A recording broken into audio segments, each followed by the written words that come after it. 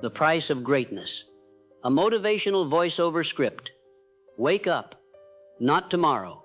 Not next Monday. Not when you feel ready, because you will never feel ready. Wake up right now, in this moment, because this moment is the only one you actually own.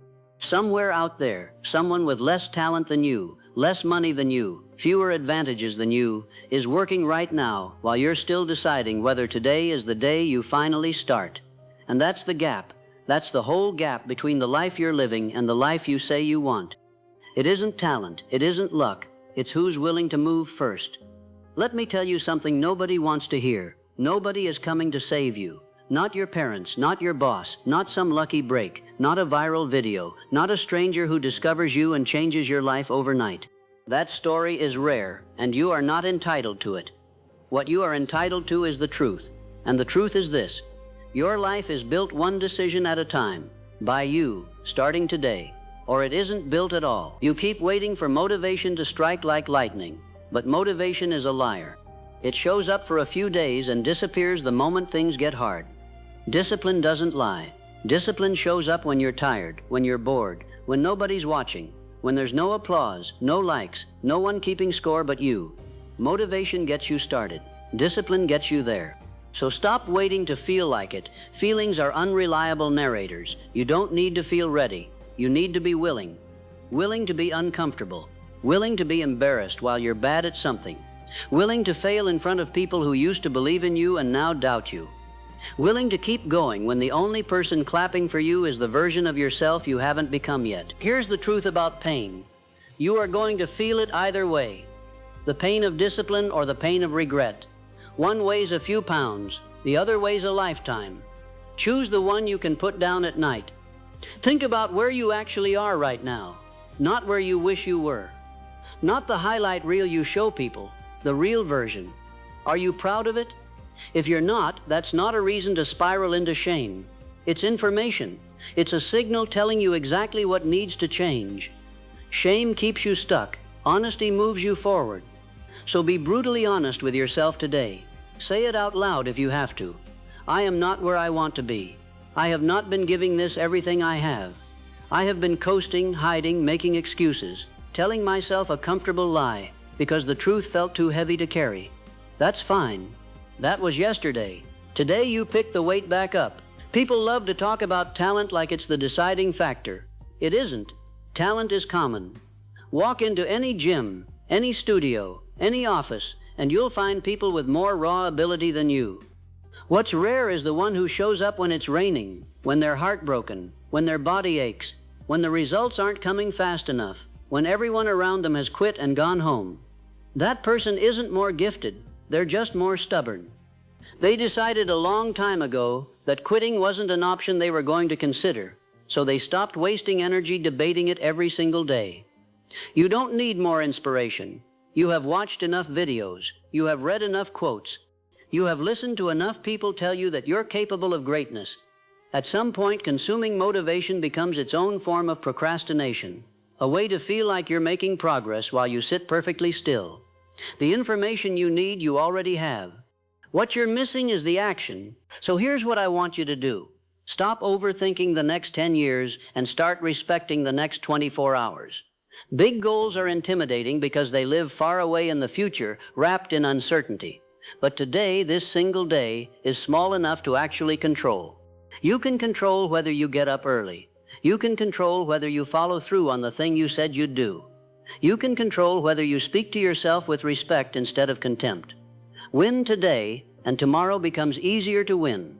Lose today, and you've handed the future a debt it will eventually collect. Understand something about the people you admire, the ones who seem to have it figured out, the ones whose lives look effortless from a distance. They did not arrive there by accident. Behind every clean highlight reel is a mountain of ugly, unfilmed mornings. Behind every overnight success is a decade of unnoticed work. What you're seeing is the peak. You are not seeing the climb, and the climb is where the real story lives. If you only study the summit, you'll always be confused about why you haven't reached it. Study the climb instead. There is a kind of person who waits for permission. Permission to start the business, permission to leave the relationship that's draining them, Permission to chase the thing they actually care about instead of the thing that looks safe on paper. Nobody is going to hand you that permission. You have to take it. You have to look at your own life and decide, with no one else's approval, that you are allowed to want more, and you are allowed to go get it. Fear will tell you to wait. Fear is not necessarily wrong that something dangerous exists. It's wrong about what to do with that information. Fear exists to keep you cautious, not to keep you frozen. The people who build extraordinary lives are not fearless. They are simply more afraid of staying the same than they are of failing. Flip the equation in your own mind. Stop asking, what if I try and it doesn't work? Start asking, what does my life look like in 5 years if I never try at all? That second question should scare you more than the first one ever could. Let's talk about failure honestly, because most people have the wrong relationship with it. Failure is not proof that you're not cut out for something. Failure is tuition. It's the price you pay to learn what actually works. Every person who has built something worth having has a graveyard of failed attempts behind them that nobody talks about. They don't hide those failures because they're ashamed. They've simply moved past them because each one taught them something the last version of themselves didn't know. If you're not failing sometimes, you're not stretching yourself. You're just repeating what's already comfortable, and comfortable rarely leads anywhere new. You are also not in competition with the people around you, even though it feels that way sometimes. Comparison is a trap that keeps you looking sideways instead of forward. The only comparison that matters is the one between who you were yesterday and who you are today. Are you sharper? Are you stronger? Are you more disciplined? Did you keep a promise to yourself that you could have easily broken? That's the scoreboard that actually counts, and it's the only one you can fully control. Here's something else worth remembering. The moment you start taking your goals seriously, some people around you will get uncomfortable. Not because they wish you harm, but because your growth holds up a mirror to their own stagnation, and mirrors are uncomfortable. Some of them will discourage you without even realizing that's what they're doing. Some will make jokes. Some will quietly pull away. This is not a reason to stop. It's a filter. It tells you who was there for the version of you that stayed small, and who will still be there for the version of you that grows. Let the filter do its work. Keep moving. I want you to think about discipline differently than you have before. Discipline is not punishment. It's not deprivation for its own sake. Discipline is a form of self-respect. Every time you do the hard thing instead of the easy thing, you are sending yourself a message. I trust myself to keep my word. I am not just talk. And that trust compounds. It becomes the foundation everything else stands on. Without it, motivation is just noise. With it, even ordinary effort starts to build something real. Consider your habits for a moment. Not your goals, your habits, because goals are decisions you make once, and habits are decisions you make 1,000 times without thinking. What does your morning actually look like? What do you reach for when you're bored, when you're anxious, when you're tired? Those small, repeated choices are quietly writing the story of your life while you're busy planning some grand version of it in your head. Change the habit, and eventually the whole trajectory shifts, sometimes so gradually you don't notice until you look back and realize you're simply a different person than you were a year ago. There's a particular kind of exhaustion that comes from trying to be perfect. Perfection is not a real target. It's a moving illusion designed to keep you dissatisfied no matter how far you come. The relentless pursuit of flawlessness will wear you down faster than any hard workout, any long shift, any difficult conversation ever could, because it never lets you rest, never lets you feel finished, never lets you be proud. Aim instead for progress. Progress is real. Progress can be measured, felt, built upon. Trade the fantasy of perfect for the discipline of better, and you'll actually get somewhere.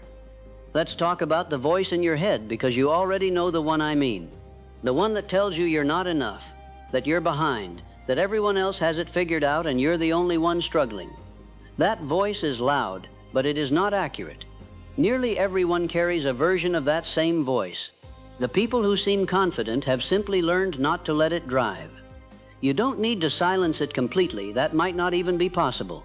You just need to stop obeying it. Let it talk. Then do the thing anyway. You have more control over your circumstances than you've been telling yourself. Not total control. Life will still throw things at you that you didn't ask for and didn't deserve, but far more control than the excuses you've been leaning on. You can control your effort. You can control your attitude. You can control who you surround yourself with. You can control what you consume, what you practice, what you tolerate. Stop spending your limited energy raging at what you can't change and start pouring that same energy into what you can. That shift alone will change more about your life than any single piece of advice you've ever heard. Think about the version of you 5 years from now. Looking back at this exact moment, what do you want that version to say about what you did today? Did you keep making excuses, or did you finally start? Did you protect your comfort, or did you protect your potential? That future version of you is being built right now in these small, unglamorous decisions that nobody else is watching. Make them count. There is real value in struggle that most people try to avoid understanding. The difficult seasons of your life are not punishments. They are the raw material you'll use to build strength, patience, and character that easy seasons simply cannot produce. Nobody becomes resilient during the easy years. Resilience is forged specifically in the hard ones. So when things get difficult, and they will, try not to only ask, why is this happening to me? Ask instead, what is this teaching me, and who am I becoming because I went through it? You need to understand something about consistency because it's the least glamorous word in this entire conversation and also the most important. Big dramatic bursts of effort feel good. They feel like progress, but they rarely last and they rarely compound. What actually changes a life is unremarkable, repeated effort over a long stretch of time, showing up on the days you don't feel like it, doing the small task correctly even when no one would notice if you cut corners. Consistency isn't exciting to talk about, which is exactly why so few people commit to it, and exactly why the ones who do stand out so clearly from everyone else. Let go of the idea that you need to have it all figured out before you begin. You don't. Nobody does. The people who look like they had a master plan usually adjusted that plan 100 times along the way. Clarity doesn't usually come before action. It comes from action. You take a step, you learn something you couldn't have known from where you were standing, and the next step becomes a little clearer. Waiting for total certainty is just another way of staying still. Respect your time the way you would respect money you couldn't afford to lose, because in some ways it's worth even more. Every hour spent scrolling through other people's lives instead of building your own is an hour you don't get back. That doesn't mean punish yourself for resting. Rest is necessary and productive in its own right. It means be honest about the difference between rest that recharges you and distraction that numbs you. One prepares you to keep going. The other quietly drains you while convincing you it's harmless. Now think about the people you're closest to because they matter more to this conversation than you might expect. You tend to rise or fall to the average of the people you spend the most time around. If the people closest to you have no ambition, no discipline, no vision for something better, it will be much harder for you to hold on to your own, no matter how strong your intentions are. This isn't about abandoning people. It's about being deliberate. Seek out relationships that challenge you to grow, and be honest with yourself about the ones that are quietly keeping you where you are. I want to talk about ego for a moment, because ego is sneaky. It convinces you that admitting you don't know something is a weakness, that asking for help is embarrassing, that changing your mind after new information means you were wrong to begin with. None of that is true. The strongest people you'll ever meet are usually the most willing to say, I don't know yet, but I'm going to find out. Ego keeps you comfortable by keeping you small. Humility is what actually lets you grow, because it lets you keep learning long after pride would have told you that you'd already arrived. There will be a moment, maybe more than one, where you genuinely want to quit. Not a passing bad mood, but a real bone-deep exhaustion that makes stopping feel not just tempting, but reasonable. In that moment, remember why you started. Not the version of the reason that sounds good to other people, the real one, the private one, the one that actually kept you moving on the days nobody else understood what you were doing. That reason is your anchor. Go back to it. Let it remind you what you're actually building and why it was worth the discomfort in the first place. Understand that setbacks are not evidence that you're on the wrong path. Sometimes a setback is simply the cost of attempting something that actually matters. If you had chosen something small and safe, you probably wouldn't have hit this kind of resistance. The size of the obstacle is often a rough measure of the size of what you're trying to build. So So instead of reading a setback as a stop sign, try reading it as a sign you're finally doing something worth doing. Here's a mindset shift that changes everything once it actually sinks in. Stop asking the world to be fair to you and start asking yourself to be strong enough to handle a world that often isn't. Life will hand you circumstances you didn't choose and didn't deserve. That's not unique to you. That's simply what living is. The question that actually matters isn't why did this happen? It's what am I going to do now that it has? That single shift in framing puts the power back where it belongs, in your hands, instead of leaving it out there in circumstances you can't control. Take a moment to think about what enough actually means to you, because most people never define it, and an undefined target can never be reached.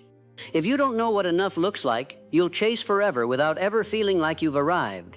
Or worse, you'll settle far short of what you were actually capable of because you never set a real marker. Define it. Write it down if you have to. Then let that definition, not someone else's applause, tell you when you've done enough for today. Remember that confidence is not something you're born with in a fixed amount. It's built piece by piece through kept promises to yourself. Every time you say you'll do something and then actually do it, you add one more brick to that foundation. Every time you break that promise, even in small ways, you chip away at it. So if you want more confidence, stop looking for it externally and start looking at your own follow-through. Confidence is simply the accumulated evidence that you can trust yourself. There is nothing wrong with wanting more. Somewhere along the way, ambition got treated like a character flaw, like wanting to grow, wanting to earn, wanting to build something meaningful is somehow greedy or unbalanced. It isn't. Wanting more, when it's paired with real effort and genuine values, is simply refusing to settle for a smaller life than the one you're capable of. Don't apologize for that. Channel it. Let it fuel the work instead of just living in your head as a vague, guilty daydream. At some point, you have to accept that comfort and growth cannot coexist in the same moment. You can have one or the other, but not both, not at the same time. Every version of you that you admire, the stronger version, the wiser version, the more capable version, exists on the other side of some discomfort you haven't been willing to walk through yet. That's not a punishment. That's simply how growth works. Stop looking for a version of progress that doesn't require you to be uncomfortable. It doesn't exist, and chasing it will only waste the time you could have spent actually building something. So where does that leave you right now today? It leaves you exactly where you need to be, which is at the beginning of a decision. Not a decision about your whole life. That's too big to hold all at once. Just a decision about the next hour. What are you going to do with it? Are you going to spend it the same way you spent yesterday's hour, and the day before that, and the countless hours before that, drifting, avoiding, waiting for a feeling that isn't coming? Or are you going to do the uncomfortable thing, the thing you've been putting off, the thing that scares you a little because it actually matters? Nobody is going to hand you the life you want wrapped up and finished. You have to build it piece by piece, decision by decision, on days when you feel strong and on days when you barely feel like getting out of bed. The difference between the people who eventually get there and the people who don't isn't some rare gift the first group was born with. It's that they kept choosing to show up long after it stopped being exciting, long after the motivation wore off, long after it would have been easier to quietly give up and blend back into the crowd of people who talk about their dreams but never chase them. You have exactly one life to spend on this. Not a rehearsal, not a draft you get to revise later. This is it. So stop spending it half-committed, watching from the sidelines of your own potential, telling yourself you'll really start when conditions are perfect. Conditions are never going to be perfect. Start now, imperfectly, uncertainly, with whatever you have today, because today is the only day you actually get to use. Get up, do the work, keep your word to yourself. And when it gets hard, and it will get hard, remember that hard is not a sign you're failing. Hard is simply the price of building something real. Pay it gladly, because the alternative, a lifetime of wondering what you could have become if you'd just tried, costs far more than any struggle you'll face along the way. Let's talk about identity for a moment, because most people try to change their results before they change their identity, and it almost never works in that order. You can force yourself through a hard week, maybe even a hard month, through pure willpower alone. But willpower is a muscle that fatigues, and eventually it gives out if it isn't backed by something deeper. The people who sustain change for years, not weeks, are the ones who stop saying, "I'm trying to be disciplined," and started saying, "I am a disciplined person." That's not a trick of language. It's a shift in how you make decisions. A disciplined person doesn't debate whether to show up. They just show up, because that's who they've decided they are. Decide who you are before you worry about what you're going to do, and the actions start to follow more naturally than you'd expect. Think about the stories you tell yourself, because you are, whether you realize it or not, narrating your own life constantly in your head. Some of those stories serve you. Some of them quietly sabotage you. I've always been like this. People like me don't get opportunities like that. I'm just not a disciplined person. These aren't neutral observations, they're self-fulfilling scripts, and every time you repeat them, you reinforce the very limitation you're describing. You get to choose the story from here forward, not by lying to yourself about where you currently stand, but by refusing to let a temporary struggle calcify into a permanent identity. You are not always the person you are today, and you don't have to remain that person tomorrow. Consider how much energy you spend anticipating problems that haven't happened yet. Worry feels productive in the moment, like you're preparing for something, but most of the time it's just suffering in advance, paying an emotional cost for a crisis that may never actually arrive. Meanwhile, real problems, when they do show up, rarely resemble the disaster your mind rehearsed. They're usually smaller, more manageable, and more solvable than the version you built in your head at 3 in the morning. Redirect that same mental energy into preparation instead of worry. Preparation is worry with a plan attached, and it's the only version of anxious thinking that actually pays you back. There's a quiet kind of courage that doesn't get celebrated enough. The courage required simply to keep going when nothing dramatic is happening. It's easy to imagine being brave in some cinematic crisis moment. It's much harder to be brave on an ordinary Tuesday, when nothing is testing you except your own willingness to keep a promise that only you know about. That unglamorous, unwitnessed courage is where most real growth actually happens. Nobody is filming it. Nobody is clapping for it. But it's building something in you that eventually becomes impossible to ignore, even if it takes years before anyone else notices. You should also make peace with the fact that not everyone is going to understand what you're doing, and that's all right. You don't owe the world a complete explanation of your goals before you're allowed to pursue them. Some people will ask why you're working so hard, why you're saying no to things you used to say yes to, why you seem so serious about something that looks from the outside like just another phase. You don't have to justify it to them. Your only obligation is to the person you're trying to become, not to managing everyone else's comfort with your growth. And when you finally do start seeing results, however small, resist the urge to immediately move the goalposts and dismiss them as not enough. Acknowledge them. Let yourself feel proud, even briefly, before you set the next target. So many people rob themselves of every small victory along the way because they're so fixated on the distant destination that they never actually notice they're moving. Progress deserves recognition, not because you've arrived, but because recognizing it is what keeps you fueled for the distance still ahead. Oh. Here is the last thing I want you to sit with. Everything covered here, all of it, means nothing if it stays as words you nodded along to and then forgot by tomorrow afternoon. Ideas don't change lives. Applied ideas change lives. So don't close this out and simply feel inspired for 20 minutes before sliding back into the same patterns that got you here in the first place. Pick one thing, just one, from everything you just heard and go do it today. Not perfectly, not completely. Just start it. This is your reminder. Not tomorrow. Not next week. Right now. Get up and go build the life you keep saying you want.